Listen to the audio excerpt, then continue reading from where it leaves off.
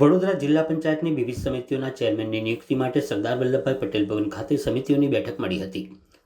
આ બેઠક પૂર્વે જિલ્લા ભાજપના મહામંત્રી જયદીપસિંહ ચૌહાણ પક્ષનું મેન્ડેટ લઈને જિલ્લા પંચાયત પહોંચ્યા હતા અને સભ્યોને વિવિધ સમિતિઓના ચેરમેન અંગે માર્ગદર્શન આપ્યું હતું। સંકલન બેઠક પૂર્ણ થયા બાદ મીડિયા સમક્ષ વિવિધ સમિતિઓના નવા ચેરમેનોના નામોની સત્તાવાર જાહેર કરવામાં આવી હતી। આ વરણી બાદ કેવીબા વાઘેલાએ મીડિયા સાથે વાતચીત કરતા જિલ્લા વિકાસના કામોને પ્રાથમિકતા આપવાની અને જનહિતના પ્રશ્નોના ઝડપી ઉકેલ માટે પ્રતિબદ્ધ રહેવાની વાત કરી હતી। જિલ્લા શિક્ષણ અધિકારી મહેશ પાંડેની ઉપસ્થિતિમાં યોજાયેલી શિક્ષણ સમિતિની બેઠકમાં ભૂમિકા સોલંકીની શિક્ષણ સમિતિના અધ્યક્ષ તરીકે સર્વાનુમતે પસંદગી કરવામાં આવી હતી।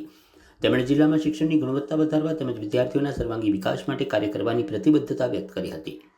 આ ઉપરાંત જિલ્લા આરોગ્ય અધિકારી આરોગ્ય સમિતિના સભ્યોની ઉપસ્થિતિમાં જાહેર આરોગ્ય સમિતિના અધ્યક્ષ તરીકે ભાવેશ પટેલની વરણી કરવામાં આવી છે।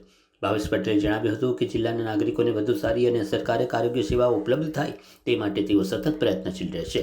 વિવિધ સમિતિઓના ચેરમેનની સર્વાનુમતે થયેલી વરણી બાદ જિલ્લા પંચાયતના સભ્યો અને કાર્યકર્તાઓ દ્વારા નવા હોદ્દેદારોને શુભેચ્છાઓ પાઠવવામાં આવી હતી।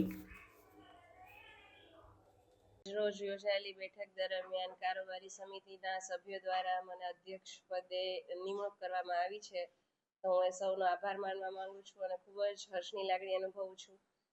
પ્રમુખ શ્રી, ઉપપ્રમુખ શ્રી, અમારા અધિકારીઓ શ્રી અને અમારા દરેક જિલ્લા સદસ્યો સાથે મળી એક મજબૂત ટીમ બની અને જિલ્લા પંચાયતનું કામ ઝડપી બને અને પારદર્શક રીતે વ્યવહાર થાય એવો પૂરતો પ્રયત્ન કરશું અને વડોદરા જિલ્લાને આગળ વધારવાની અમારી પૂરતે પ્રયાસ રહેશે।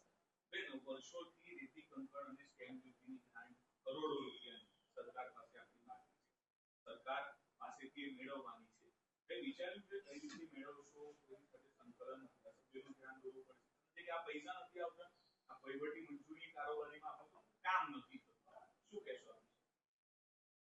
આજે અમે લોકો મને અધ્યક્ષ પદે નિમણૂક કરી છે, તો અમે લોકો સાથે મળી અને એનું નિવારણ શું લાવી શકીએ એ અમે બધા સાથે મળી અને નક્કી કરી અને જે ગ્રાન્ટ બાકી છે, જે કામ મુલતવી રહેલા છે એને કેવી રીતે પાર પાડી શકીએ એના તરફ અમે આગળ કામ કરવા પૂરતો પ્રયાસ કરીશું।